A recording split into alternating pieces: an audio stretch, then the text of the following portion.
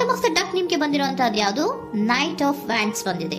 ಯಾವುದೋ ಕೆಲವೊಂದು ನಿರ್ಧಾರಗಳನ್ನ ಮಾಡ್ತಾ ಇರುವಂತಹದ್ದು, ಧೈರ್ಯದಿಂದ ಕೆಲವು ನಿರ್ಧಾರಗಳನ್ನ ನೀವು ಮಾಡ್ತಾ ಇರುವಂತಹದ್ದು ರೆಪ್ರೆಸೆಂಟ್ ಆಗ್ತಾ ಇದೆ. ಆಕ್ಷನ್ಸ್ ಅನ್ನ ತಗೋತಾ ಇರುವಂತಹದ್ದು ನಿಮ್ಗೆ ರೆಪ್ರೆಸೆಂಟ್ ಆಗ್ತಾ ಇದೆ ಬಾಟಮ್ ಆಫ್ ದ ಡಕ್ ಅಲ್ಲಿ. ಓಕೆ, ಇನ್ ನಿಯರ್ ಪಾಸಿಟಿವ್ ನಲ್ಲಿ ಏನಾಗಿದೆ? ನಿಮ್ಮ ಲವ್ ಲೈಫಿನ ವಿಚಾರವಾಗಿದ್ರೆ ದ ಫೂಲ್ ಕಾರ್ಡ್ ರೆಪ್ರೆಸೆಂಟ್ ಆಗಿದೆ. ತುಂಬಾನೇ ಚೆನ್ನಾಗಿದೆ, ಜಾಯ್ಫುಲ್ ಆಗಿತ್ತು, ಬಿಗಿನಿಂಗ್ ತುಂಬಾ ಚೆನ್ನಾಗೇ ಇದೆ. ಕಾರ್ಡ್ ಬಂದಿರುವಂತಹದ್ದೇನು? ವೀಲ್ ಆಫ್ ಫಾರ್ಚೂನ್ ಬಂದಿದೆ. ಸೊ ನಿಮ್ಮ ಲವ್ ಲೈಫಿನ ವಿಚಾರವಾಗಿ ನೀವು ಕೆಲವೊಂದು ಬದಲಾವಣೆಗಳನ್ನ ನೀವು ಮಾಡ್ಕೊಂಡಿರುವಂತಹದ್ದು ಇಲ್ಲಿ ರೆಪ್ರೆಸೆಂಟ್ ಆಗ್ತಾ ಇದೆ. ಕ್ವೀನ್ ಆಫ್ ಕಪ್ಸ್ ಏನನ್ನ ರೆಪ್ರೆಸೆಂಟ್ ಮಾಡುತ್ತೆ? ಸೊ ಕ್ವೀನ್ ಆಫ್ ಕಪ್ಸ್ ನೀವು ಯಾಕೆ ಬದಲಾವಣೆಗಳನ್ನ ಮಾಡ್ಕೊಂಡಿದ್ದೀರಾ? ಕೆಲವೊಂದು ರೀತಿಯ ಸ್ಟೇಬಲ್ ಇರಬೇಕು, ಬಹಳ ಕೇರ್ ಅನ್ನ ಮಾಡ್ತಾ ಇರುವಂತಹದ್ದು, ಲವ್ ಲೈಫಿನ ವಿಚಾರವಾಗಿ ಬಹಳಷ್ಟು ಇಂಟ್ರೆಸ್ಟ್ ಅನ್ನ ತಗೊಂಡಿರುವಂತಹದ್ದು ನಿಯರ್ ಪಾಸ್ಟ್ ನಲ್ಲಿ ರೆಪ್ರೆಸೆಂಟ್ ಆಗ್ತಾ ಇದೆ. ಓಕೆ, ಎಟ್ ಪ್ರೆಸೆಂಟ್ ನಲ್ಲಿ ಯಾಕೋ ನಿಮ್ಮಲ್ಲಿ 2 ಆಪ್ಷನ್ಸ್ ಗಳಿರುವಂತಹದ್ದು ರೆಪ್ರೆಸೆಂಟ್ ಆಗ್ತಾ ಇದೆ. ಯಾಕೋ 2 ಆಲೋಚನೆಗಳನ್ನ ನೀವು ಮಾಡ್ತಾ ಇರುವಂತಹದ್ದು ಅಟ್ ಪ್ರೆಸೆಂಟ್ ನಲ್ಲಿ ರೆಪ್ರೆಸೆಂಟ್ ಆಗ್ತಾ ಇದೆ. 2 ಆಯ್ಕೆಗಳು ನಿಮ್ಮಲ್ಲಿ ಇರುವಂತಹದ್ದು, 2 ಆಲೋಚನೆಗಳನ್ನ ಮಾಡ್ತಾ ಇರುವಂತಹದ್ದು, ಏನೋ ಒಂದು ರೀತಿಯ ಕನ್ಫ್ಯೂಷನ್ಸ್ ಅಲ್ಲಿ ಇರುವಂತಹದ್ದು ನಿಮ್ಮ ಲವ್ ಲೈಫ್ ನ ವಿಚಾರವಾಗಿ ರೆಪ್ರೆಸೆಂಟ್ ಆಗ್ತಾ ಇದೆ. ಓಕೆನಾ? ಸೆಕೆಂಡ್ ಕಾರ್ಡ್ ಯಾವ್ದು ಬಂದಿದೆ? 10 ಆಫ್ ಕಪ್ಸ್ ಬಂದಿದೆ. ಸೊ 10 ಆಫ್ ಕಪ್ಸ್ ನಿಮ್ಗೆ ಫುಲ್ಫಿಲ್ಮೆಂಟ್ ಇರುತ್ತೆ, ಸಮಾಧಾನ ಇರುತ್ತೆ, ಖುಷಿಯಾಗಿರುತ್ತೆ ಅನ್ನೋದು ನೀವು ಆಲೋಚನೆಯನ್ನ ಮಾಡಿದ್ರಿ. 2 ಆಯ್ಕೆಗಳಲ್ಲಿ ಯಾವ್ದನ್ನ ಸೆಲೆಕ್ಟ್ ಮಾಡಬೇಕು? ಸೆಲೆಕ್ಟ್ ಅನ್ನ ಮಾಡ್ಕೊಂಡ್ರೆ ನನಗೆ ಖುಷಿಯಾಗಿರುತ್ತೆ, ಸಮಾಧಾನ ಆಗುತ್ತೆ ಅನ್ನೋಂತ ಯೋಚನೆಯನ್ನ ಒಂದು ಸಾರಿ ಮಾಡಿದ್ರೆ, ಇದರ ಮತ್ತೊಂದು ಸಾರಿ ನೀವೇನ್ ಅನ್ಕೋತೀರಾ? ಏನಾದ್ರು ನನಗೆ ಇದರಿಂದ ಮೋಸ ಆಗುತ್ತಾ, ಅಥವಾ ಇದರಿಂದ ನನಗೇನಾದ್ರು ತೊಂದರೆ ಆಗುತ್ತಾ, ನಾನು ರಕ್ಷಣೆ ಮಾಡ್ಕೋಬೇಕಾಗತ್ತಾ ಅನ್ನುವಂತಹ ಆಲೋಚನೆಯನ್ನು ಕೂಡ ನೀವು ಮಾಡುವಂತದ್ದು ರೆಪ್ರೆಸೆಂಟ್ ಆಗ್ತಾ ಇದೆ. ಯಾಕೋ ನಿಮ್ಮಲ್ಲಿ ಸಮಾಧಾನ ಇಲ್ಲ, ಕನ್ಫ್ಯೂಷನ್ಸ್ ಇದೆ, 2 ಆಯ್ಕೆಗಳು, ಯಾವ ನಿರ್ಧಾರವನ್ನು ಮಾಡಬೇಕು ಗೊತ್ತಾಗ್ತಿಲ್ಲ. ಸೊ ಅದಕ್ಕೆ ನೋಡಿ, ನೀವು ಬೇಜಾರಿನಿಂದ ಮೂವಿಂಗ್ ಆನ್, ಬದಲಾವಣೆ ಆಗ್ತಾ ಇರುವಂತಹದ್ದು ರೆಪ್ರೆಸೆಂಟ್ ಆಗ್ತಾ ಇದೆ. ಚೇಂಜಸ್ ಅನ್ನ ಮಾಡ್ಕೋತಾ ಇರುವಂತಹದ್ದು ಇಲ್ಲಿ ಪ್ರೆಸೆಂಟ್ ನಲ್ಲಿ ರೆಪ್ರೆಸೆಂಟ್ ಆಗ್ತಾ ಇದೆ. ಯಾಕೋ ಬೇಜಾರಿನಿಂದ ಕೆಲವೊಂದು ರೀತಿಯ ಬದಲಾವಣೆಗಳನ್ನ ನೀವು ಮಾಡ್ಕೋತಾ ಇರುವಂತಹದ್ದು 6 ಆಫ್ ಸೋರ್ಟ್ಸ್ ಅಲ್ಲಿ ರೆಪ್ರೆಸೆಂಟ್ ಆಗ್ತಾ ಇದೆ. ನೀವು ಈ 6 ಆಫ್ ಸೋರ್ಟ್ಸ್ ಮತ್ತೆ ಏನನ್ನ ರೆಪ್ರೆಸೆಂಟ್ ಮಾಡುತ್ತೆ ಅಂದ್ರೆ, ನಾನು ಲವ್ ಲೈಫಿನ ವಿಚಾರವಾಗಿ ಒಂದು ಬೆಟರ್ ಆಪ್ಷನ್ಸ್ ಅನ್ನ ಸೆಲೆಕ್ಟ್ ಮಾಡ್ಕೋಬೇಕು ಅನ್ನುವಂತಹ ಆಲೋಚನೆಯನ್ನ ಮಾಡ್ತಾ ಇರುವಂತಹದ್ದು ರೆಪ್ರೆಸೆಂಟ್ ಆಗ್ತಾ ಇದೆ.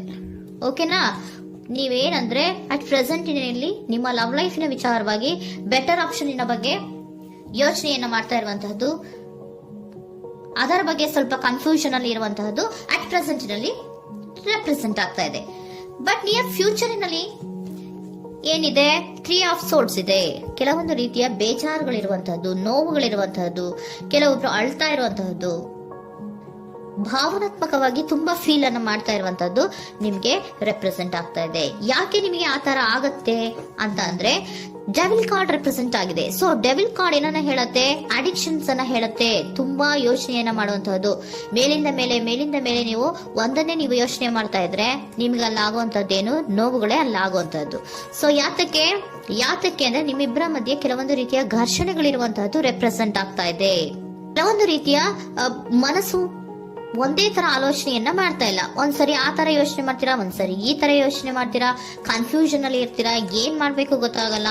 ಸೊ ಅದಕ್ಕೆ ನಿಮ್ಗೆ ಬೇಜಾರು, ನೋವು ಇರೋಂಥದ್ದು. ಮತ್ತೆ ನೆಕ್ಸ್ಟ್ ಕಾರ್ಡ್ ಬಂದಿರುವಂತದ್ದೇನು? 5 ಆಫ್ ಪ್ಯಾಂಟಿಕಲ್ಸ್ ಬಂದಿದೆ. ಸೊ 5 ಆಫ್ ಪ್ಯಾಂಟಿಕಲ್ಸ್ ಏನು? ತುಂಬಾ ಇದು ಕೂಡ ತುಂಬಾ ಬೇಜಾರಿನಲ್ಲೇ ಇರುವಂತಹದ್ದು, ಫೀಲಿಂಗ್ ಲೆಫ್ಟ್ ಔಟ್ ಆಗ್ತಾ ಇರುವಂತಹದ್ದು, ರೀತಿಯ ಒಂದು ಬ್ಯಾಡ್ ಸಿಚುಯೇಷನ್ ಅಲ್ಲಿ ಇರುವಂತಹದ್ದು, ಅಂದ್ರೆ ಯಾವಾಗ್ಲೂ ನೋವು ಪಡ್ತಾ ಇರುವಂತಹದ್ದು, ಯಾವಾಗ್ಲೂ ಯೋಚನೆ ಮಾಡ್ತಾ ಇರುವಂತಹದ್ದು ಇಮಿಡಿಯೇಟ್ ಫ್ಯೂಚರ್ ನಲ್ಲಿ ಈ ರೀತಿ ರೆಪ್ರೆಸೆಂಟ್ ಓಕೆನಾ? ಸೊ ದ ಮೂನ್ ಕಾರ್ಡ್ ಏನನ್ನ ರೆಪ್ರೆಸೆಂಟ್ ಮಾಡುತ್ತೆ ಅಂದ್ರೆ, ರಿಯಾಲಿಟಿಯ ಕಡೆಗೆ ಹೆಚ್ಚು ಗಮನ ಕೊಡದೇ ಇರುವಂತಹದನ್ನ ರೆಪ್ರೆಸೆಂಟ್ ಮಾಡುತ್ತೆ. ಓಕೆನಾ? ಇದಿಷ್ಟು ನಿಮ್ಮ ಸ್ವಂತಿನ love reading.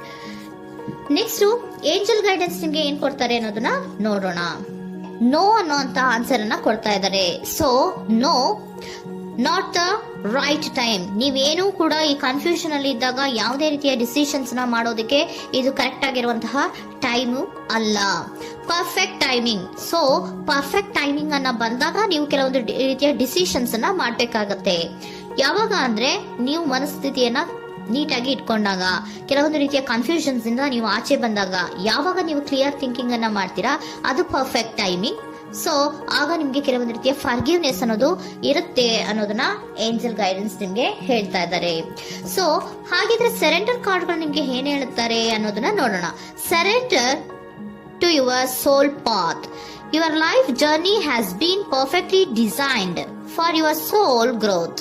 Embrace every lesson and every moment.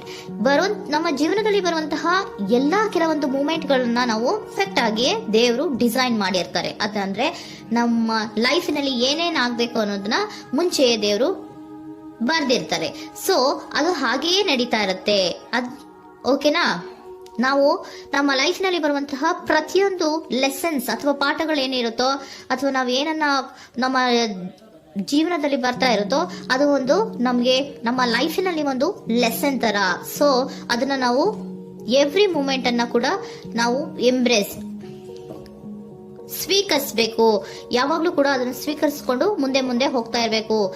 ಪ್ರತಿ ನಿಮಿಷವೂ ಕೂಡ ಒಂದೊಂದು ರೀತಿಯ ನಮಗೆ ಪಾಠ ಇದ್ದ ಹಾಗೆ ಅಂತ ಹೇಳ್ತಾ ಇದ್ದಾರೆ. Surrender unhealthy relationship. Surrender unhealthy relationship. Let go a relationship that don't serve you, including unavailable or toxic people. You deserve to be treasured by others and to be surrounded by positive people. Unhealthy relationship ನ ಕಡೆಗೆ ಹೆಚ್ಚು ಗಮನವನ್ನ ಕೊಡಬೇಡಿ. ಈ toxic people ನ ಕಡೆಗೆ ಹೆಚ್ಚು ಗಮನವನ್ನ ಕೊಡಬಾರ್ದು. So ಯಾವಾಗ್ಲೂ ನಾವು ಪಾಸಿಟಿವ್ ಆಗಿ ಥಿಂಕ್ ಮಾಡುವಂತಹ, ಪಾಸಿಟಿವ್ ಆಗಿ ಆಲೋಚನೆ ಮಾಡುವಂತಹ ಜನಗಳ ಜೊತೆಯಲ್ಲಿಯೇ ನಾವು ಹೆಚ್ಚು ಇರಬೇಕು ಅನ್ನೋದನ್ನ ನಿಮ್ಗೆ ಸರೆಂಡರ್ ಕಾರ್ಡ್ ಹೇಳ್ತಾ ಇದ್ದಾರೆ.